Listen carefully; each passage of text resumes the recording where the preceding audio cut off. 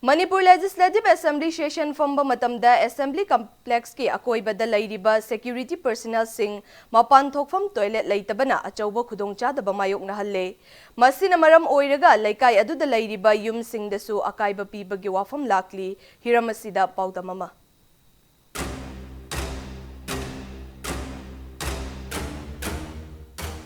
Sahi Kudingi State Assembly Mifamasi, Tankak Homelaktagi Tadana, Hamduna Lakli, Manipur Legislative Assembly Gi, Member Humpugi, Security Personnel Sing, Masigi Matakta, Assembly Mifam Gamari Lakpa, Department Kayagi, Official Singi, Security Kasu Yauri, Amaromdana, Law and Order Ngak Nabaladiba, Police Personnel Kayamasu, Assembly Complex Asigi Koibada, Matauto Duna Lady, Asuk Jam Kraba Security Singasi, Mapam Amada, Pulap Laiba Chandabana, Tamai Bangi Lambi Padeng Amadi, Chungmayongi Lambida, Gari Padeng Kamduna Lady. Adubu, Makoina Mapan Toningakba, Kong Hamlingapa Matamda, Mapam Saba, toilet facility Laitabana, Aduki Matikudong Chada Mayoknari. Yang one quick Hangjay Karigumba duty, Mayam Silai, VIP Sing Kona Sena Matamda, Mapan Pan Toningba, Ritin Changu Koi later than Maduki Problema, Awama, Oi, Koi security campushinda, Mashigi, Awaba Sikitan Konaba, Marile Navashina, Akoi Mafam Yagai Naga. Retingumba, Barum, Quay, Mafanapan from Mashi, Tabirgadi, Quay, Amuhena, Quay security, the Kitan of the Pagadra Hina, Aquina, Quay Maggie,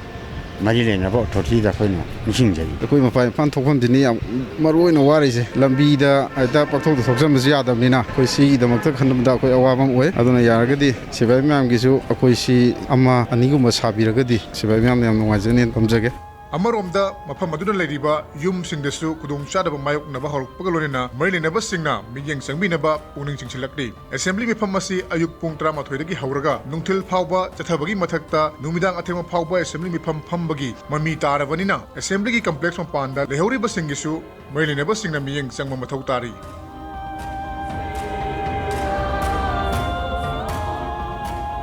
Ngak sian de adam ni na dum mamu di do lai ayam ba khoi leire khula khoi maru ne chingong maning lai kai gi thangoi ban gi su dum moi su dum thengnaram ni masi ai na haija doi si ko han di ahing ju yom de jikti ahing ju yom na li e khola dum ngak se la ga lai mioi ba ko bani na dum nature gi ni masi di khoi khong ham ne ko sum cheng na ha ba ko khong ham ning ba pam thon ngom ami or kan da sum yum da moi na changa moi na su hai ba hangoi ba su dum yawe khon su dum khangji ko du moi ju moi ma na sum changa khola ga sum toi na sum chang kan da di some no actable corpus dum yang complaints dum doi la eva municipality gi su kai su dum mobile gi oi moi toilet ke su ma sum leiram ni ko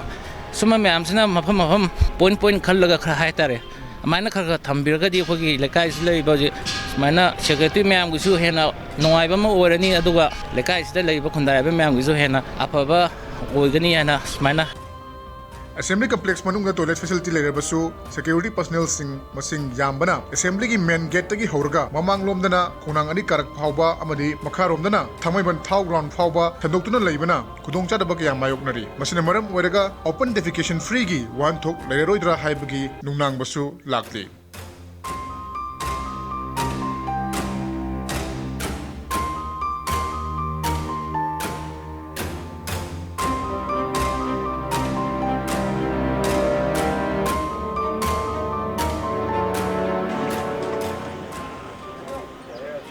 Quality Council of Indiana Manipur gi Arvana se open defecation free oiri haina sahi ani yumanga lautokhi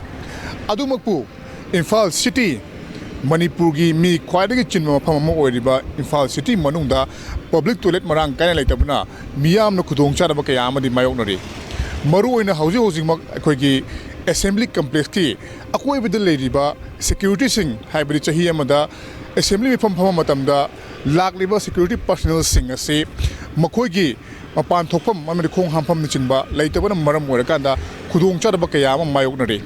Assembly Complex Manunga, Mapan Topam later Basu, Mapan the Ladiba, Amadituan to one official sing, MLA Minister Singi, Luna Liba Security Kaya, say, Tamna Gari Kam, Nakiba, Mapam Sing Asida, Mapan Topam later when Maram Warakanda, Adukimati Kudung Chadabakayama Mayoknari, Adukishumatakta, Infalasi, open defecation free Nihana. Lautokra Fawada Asugum Kudong Chadabasingasi, Karigi the Mokta, Tokal Libano Hibasi as a Wahanga Mori, Maramachina to Matamda, Mary never singna, Akama meeting a Mustang Magitai for the Belady. The Mer person El Kabigaluna Barom Jaribai, Kitamayum Premsan, Impact News, Imphal.